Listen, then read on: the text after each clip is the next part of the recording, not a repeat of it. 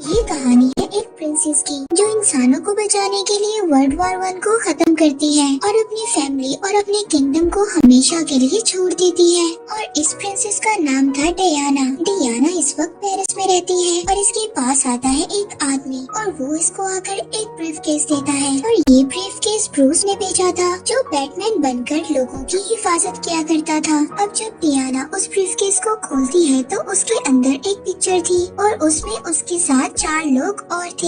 और इस brief case में एक नोट भी था जिसमें ये लिखा था, I found the original. Maybe one day you will tell me your story. यानी कि मुझे असली तस्वीर मिल गई है और हो सकता है तुम मुझे एक दिन अपनी कहानी सुनाओ। जब डियाना इस नोट को पढ़ती है तो वो अपनी पास्ट लाइफ में चली जाती है, यानी कि यहाँ से स्टोरी फ्लैशबैक में चली जाती है। ये वो वक्त होता है जब डियाना बहुत छोटी बच्ची थी और वो अपनी मदर के साथ एक आइलैंड पर रहा करती थी। उसकी मदर यहाँ की क्वीन थी। इस आइलैंड का नाम था थेमिसेरिया। ये एक हिडन आइलैंड था। इस आइलैंड को कोई भी आम इंसान नहीं देख सकता था, यानी कि ये आइलैंड पूरी दुनिया से छुपा हुआ था। इस आइलैंड की सबसे खास बात ये थी कि इस आइलैंड पर सिर्फ फीमेल्स रहा करती थी। यहाँ पर कोई फीमेल नहीं था और यहाँ पर जितनी भी फीमेल्स थी सब बहुत अच्छी वॉरियर्स थी। ये फीमेल्स हमेशा फाइट की प्रैक्टिस किया करती थी। डियाना जो कि बहुत छोटी बच्ची थी वो इन सबको देखकर उन्हीं की तरह मूव करना शुरू कर देती है। लेकिन डियाना की मदर जो यहाँ की क्वीन है वो कभी भी नहीं चाहती थी कि डियाना कोई फाइट सीखे। वो डियाना से बहुत ज्यादा प्यार करती थी। दरअसल उन्होंने डियाना को मिट्टी से बनाया था और इसके बाद इन्होंने जूइश जो कि गॉड्स के किंग थे उनसे प्रेयर की। उन्होंने उस मिट्टी के स्टैचू में जान डाल दी जो डियाना की मदर ने बनाया था और इस तरह से डियाना इस दुनिया में आई। एक रात डियाना की मदर उसको कहानी सुनाती है। वो बताती है जूइश जो कि देवताओं के देवता है उन्होंने इंसानों को बनाया। वो इंसानों से बहुत ज्यादा प्यार करते थे और उस वक्त इंसान बहुत अच्छे तरीके से आपस में रहा करते थे। लेकिन जूइश का बेटा जो वॉर का देवता था वो इंसानों से जेलस होने लगा। उसने इंसानों के दरमियान जेलसी पैदा कर दी जिसके बाद सब इंसान आपस में लड़ने लगे। फिर जूइश ने इंसानों के दिलों में प्यार पैदा करने के लिए हम लोगों को बनाया और ऐसा हुआ भी। लेकिन कुछ टाइम बाद अर्थ पर जैसा हाल पहले था फिर वैसा हो गया। उस वक्त हम लोग अमेज़न में रहा करते थे। क्योंकि मैं अमेज़न की रानी थी उस वक्त हमने जूइश के बेटे के खिलाफ वॉर की। जूइश ने हमारी मदद के लिए कुछ देवताओं को भेजा लेकिन एरिस उनके बेटे ने सभी देवताओं को मार दिया। जब जूइश अकेले बची तो उन्होंने अपनी पूरी पावर से एरिस का मुकाबला किया जिसकी वजह से एरिस को ये वॉर छोड़कर जाना पड़ा। लेकिन जूइश इस बात को जानते थे कि उनका बेटा एरिस दोबारा वापिस आएगा और पूरी इंसानियत को दोबारा से आकर खत्म कर देगा। इस वजह से जूइश ने हमें एक तलवार दी। उस तलवार से हम किसी भी देवता को मार सकते हैं। और फिर जूइश ने अपनी आखिरी सांसों से इस आइलैंड को बनाया। उन्होंने ऐसा इसलिए किया ताकि एरिस हमें कभी भी ना ढूंढ पाए और इसी तरह हम पूरी दुनिया से छुपे हुए हैं। क्योंकि जूइश एरिस का मुकाबला करने के बाद बहुत ज्यादा कमजोर हो गए थे और उन्होंने अपनी बॉडी को छोड़ने से पहले इस आइलैंड को बनाया। ये वही आइलैंड था जहाँ पर डियाना अपनी मदर के साथ रहा करती थी ताकि उन्हें एरिस कभी भी ना ढूंढ पाए। डियाना अपनी मदर से कहती है कि मैं उस तलवार को देखना चाहती हूँ जो जूइश ने आपको दी थी। डियाना अपनी मदर से पूछती है कि इस तलवार को कौन इस्तेमाल करेगा। डियाना की मदर उसको बताती है कि इस तलवार को सिर्फ वही इंसान उठा सकता है जो सबसे ज्यादा पावरफुल होगा। उसकी मदर कहती है तुम्हें इस बारे में सोचने की जरूरत नहीं है कि तुम्हें फाइट नहीं सिखाई जाएगी। लेकिन क्वीन को ये बात नहीं पता थी कि डियाना उनकी बहन से ये सब कुछ सीख रही है। सही वक्त गुजरता रहता है। डियाना अब बड़ी हो गई थी। एक दिन डियाना की मदर उसको ट्रेनिंग करते हुए देख लेती है। डियाना की मदर उसको वापस भेज देती है और अपनी बहन से कहती है कि तुम डियाना को फाइट क्यों सिखा रही हो। उनकी बहन उससे कहती है कि हम सब जानते हैं कि एक दिन एरिस वापस आएगा और अगर डियाना फाइट नहीं सीखेगी तो ये उसके लिए बहुत ही बड़ा खतरा है।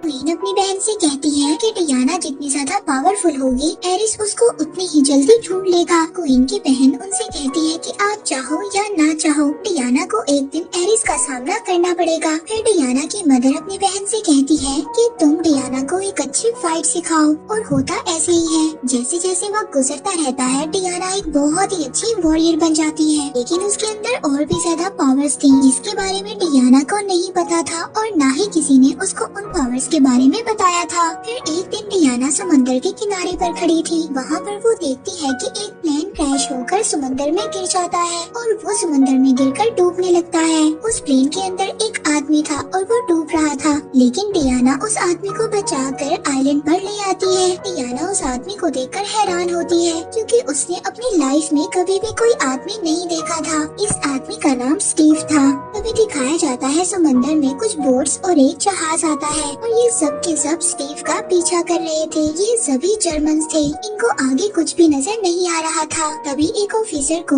उस प्लेन का कुछ टुकड़ा नजर आता है। जब वो उसे पकड़ने की कोशिश करता है तो उसको आगे होकर वो हिडन आइलैंड नजर आ जाता है, जो आज तक पूरी दुनिया की नजरों से छुपा हुआ था। इसके बाद उस जर्मन ऑफिसर को स्टीव भी नजर आ जाता है। अब ये सब के सब स्टीव को पकड़ने के लिए उसकी तरफ बढ़ना शुरू कर देते हैं। स्टीव डियाना को बताता है कि ये सब लोग बुरे लोग हैं। तभी वहाँ पर इस आइलैंड की सभी लेडी वॉरियर्स भी आ जाती हैं। हालांकि जर्मन ऑफिसर्स के पास गन्स थी, लेकिन यहाँ के लेडी वॉरियर्स के पास एरो और कुछ तलवारें थी और वो इन लोगों का डटकर मुकाबला करती हैं कि वो जर्मन ऑफिसर्स इनके आगे ज्यादा देर टिक नहीं पाते। पर तभी एक जर्मन ऑफिसर डियाना को मारने वाला था। तभी डियाना के आगे उसकी मदर की बहन आ जाती है, जिसने डियाना को सारी फाइट सिखाई थी और वो उस बुलेट के लगते ही उनकी डेथ हो जाती है। इस बात से डियाना को बहुत ज्यादा दुख होता है। वो बहुत ज्यादा रोती है और अब सभी जर्मन ऑफिसर्स भी मर गए थे। यहाँ पर सिर्फ स्टीव बच जाता है। ये सब स्टीव को मारने वाले थे, लेकिन डियाना उसके सामने आ जाती है। वो सबको बताती है कि ये हमारे साथ मिलकर लड़ा था। वो सब स्टीव से पूछती है कि तुम यहाँ पर क्या करने आए थे और तुम्हारा मिशन क्या है। स्टीव उनको बताता है कि मैं एक जासूस हूँ। मैं जर्मन के कैंप में उनके ही खिलाफ जासूसी कर रहा था। जब मुझे पता चला कि जर्मन एक जहरीली गैस बना रहा है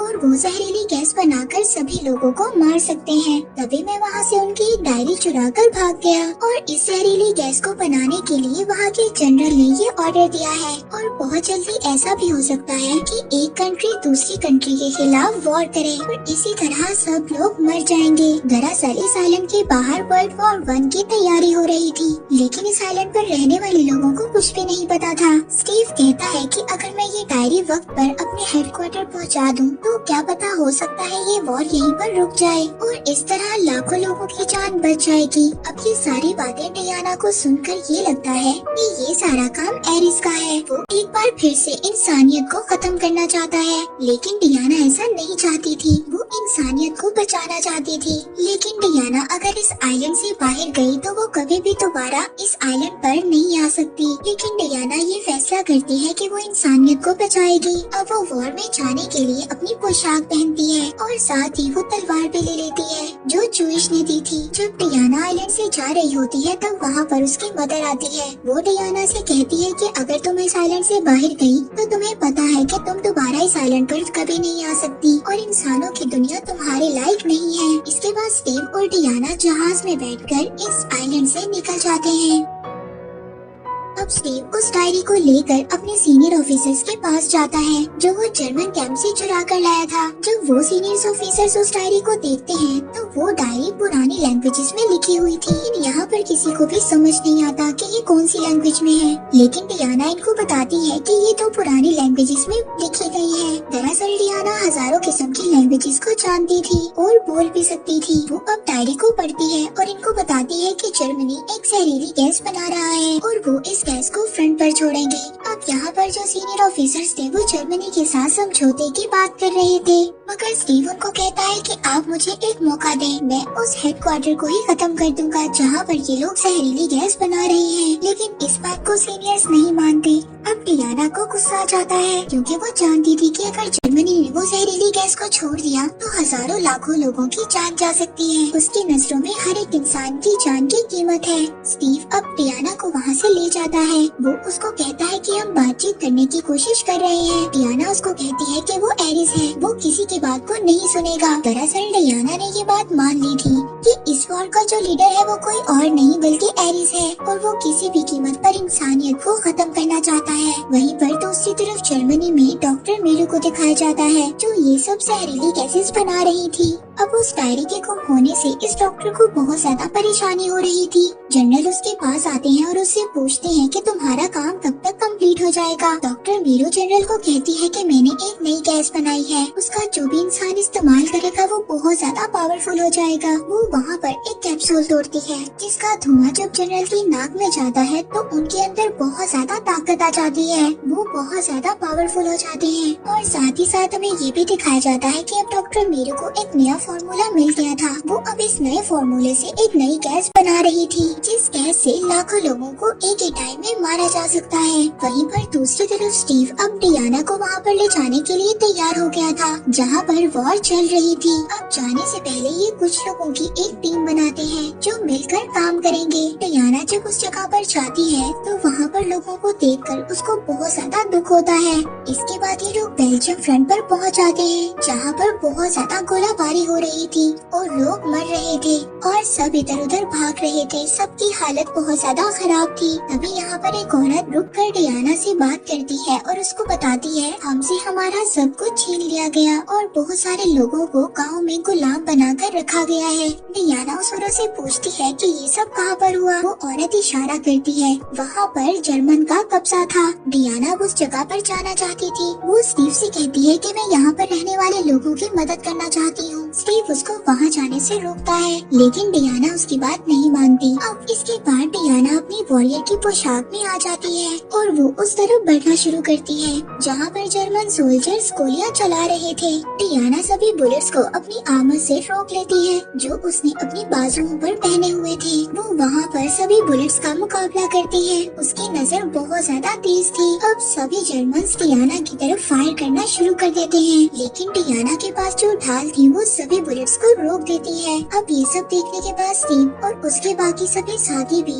वहाँ पर आ जाते हैं और सभी जर्मन सोल्जर्स पर फायर करने लगते हैं। डियाना अब उस जगह पर पहुंच गई थी जहां पर जर्मन्स ने गांव वाले लोगों को अपना गुलाम बनाया हुआ था। डियाना यहाँ पर जर्मन सोल्जर्स को बहुत बुरी तरह मारती है। उस पर वहाँ पर जर्मन ऑफिसर्स बहुत ज्यादा फायर भी करते हैं। यहाँ पर सभी जर्मन ऑफिसर्स को मार देती है। यहाँ पर जो सबके सब गाँव वाले थे वो अब सभी आजाद हो गए थे और ये सब होता है डियाना, स्टीव और उनके बाकी सभी साथियों की वजह से। यहाँ पर सभी गाँव वाले डियाना को थैंक यू बोलते हैं और यहाँ पर एक आदमी इनकी पिक्चर भी लेता है जिस पिक्चर में डियाना, स्टीव और उसके 3 दोस्त होते हैं। अब ये वही पिक्चर थी जो बैटमैन ने डियाना को भेजी थी। जिस पिक्चर को देखकर डियाना को पूरी कहानी याद आ रही थी।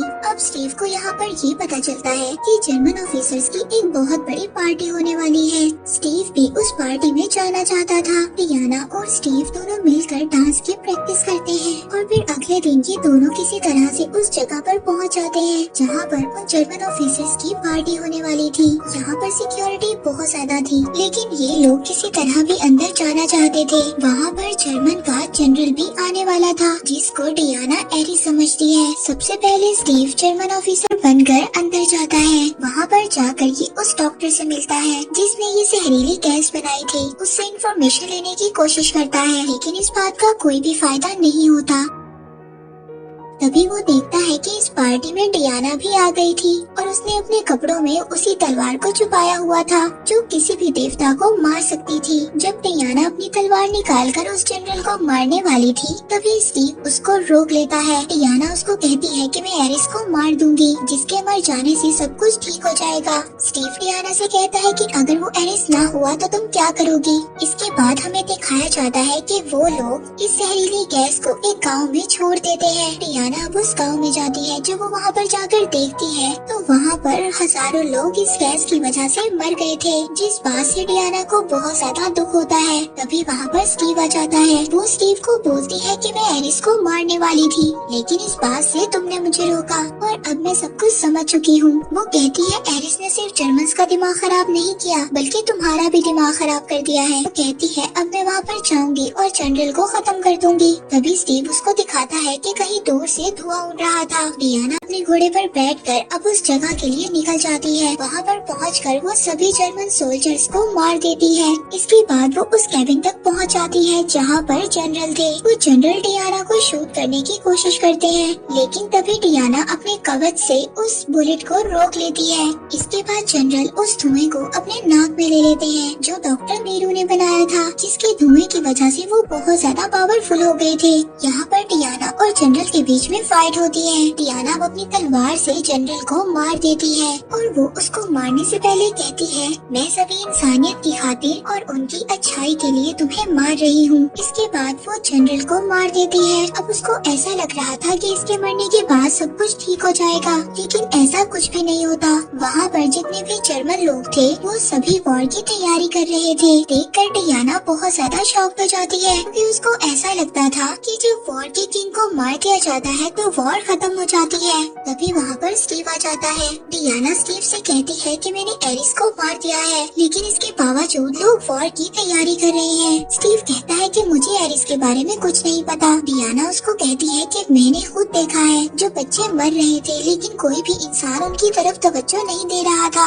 ऐसा तभी होता है जब एरिस लोगों के दिमाग को अपने कंट्रोल में ले लेता है। स्टीव कहता है कि क्या पता लोग ऐसे ही हों, वो लड़ना चाहते हों। डियाना उसको कहती है कि मेरी मदर ने ठीक कहा था, इंसान हमारी मदद के लायक है ही नहीं। स्टीव कहता है कि मुझे तुम्हारी मदद की जरूरत है, अगर तुमने मेरी मदद नहीं की तो और ज्यादा लोग ऐसे ही मर जाएंगे। अब स्टीव वहाँ से चला जाता है। तभी डियाना को कुछ आहट की आवाज सुनाई देती है। जब वो पीछे मुड़कर देखती है तो वहाँ पर स्टीव के सीनियर ऑफिसर थे जो कि यूके के ऑफिसर थे, ना कि जर्मन ऑफिसर, लेकिन वो जर्मन के कैंप में होते हैं। वो डियाना से कहती है कि तुम्हारी मदर ने ठीक कहा था, इंसान हमारी मदद के लायक नहीं है, हमें इंसानों को खत्म कर देना चाहिए, ये लालची लोग हैं। डियाना भी बात समझ आती है कि यही एरिस है। डियाना कहती है कि ओह तुम हो। डियाना अपनी तलवार को उसकी तरफ लेकर बढ़ती है, जो तलवार डियाना अपने साथ लाई थी। डियाना उस तलवार से एरिस पर अटैक करती है, लेकिन वो तलवार एरिस के हाथ पर लगती है तो वो तलवार ही खत्म हो जाती है। डियाना ये देखकर पूरी तरह शॉक हो जाती है क्योंकि डियाना को ये लगता था कि वो इस तलवार से एरिस को मार सकती है। एरिस उसको कहता है कि इंसानों ने हमारे अर्थ को हमसे छीना है और वो पूरी तरह से उसको बिगाड़ रही है। जब मेरे फादर ने मुझ पर अटैक किया तो उनकी अटैक की वजह से मैं बहुत ज्यादा कमजोर हो गया था और मैंने हजारों साल इंतजार किया, और आज जो सभी इंसान जहरीली गैसेस को बना रहे हैं उनके फॉर्मूलाज मैंने ही इंसानों के दिमाग में डाले थे। मैंने पहले भी कोशिश की थी लेकिन मैं कामयाब नहीं हो पाया, लेकिन अब मुझे सक्सेसफुल होने से कोई भी नहीं रोक सकता। अब वो डियाना को विजन्स में ले जाता है। वहाँ पर जाकर वो डियाना को दिखाता है कि देखो इंसान किस तरह से हमारे अर्थ को डिस्ट्रॉय कर रहे हैं। वो कहता है कि तुम मेरे साथ मिल जाओ, हम दोनों मिलकर अर्थ पर रहने वाले लोगों को डिस्ट्रॉय कर देंगे, इसके बाद ये अर्थ हमारा होगा। वो डियाना को ये भी बताता है कि जिस तलवार से तुमने मेरे ऊपर अटैक किया था वो देवताओं को मारने वाली तलवार नहीं थी, बल्कि वो हथियार तो तुम खुद हो जो जूइश ने अपने हाथों से बनाया था।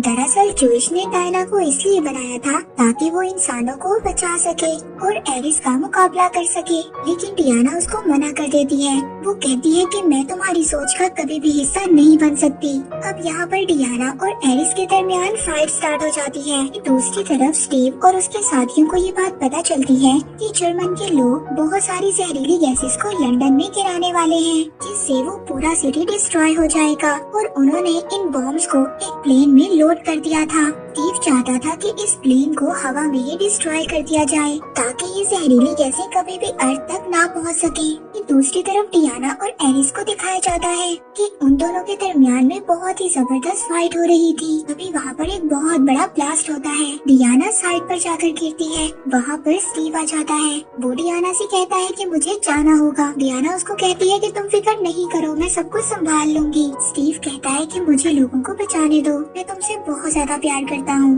इसके बाद स्टीव उस प्लेन पर चढ़ जाता है जिस प्लेन के अंदर गैसेस वाले बॉम्ब थे। वहीं दूसरी तरफ एरिस ये चाहता था कि डियाना उसके साथ मिल जाए, लेकिन डियाना ऐसा नहीं चाहती थी। एरिस डियाना पर अटैक कर देता है।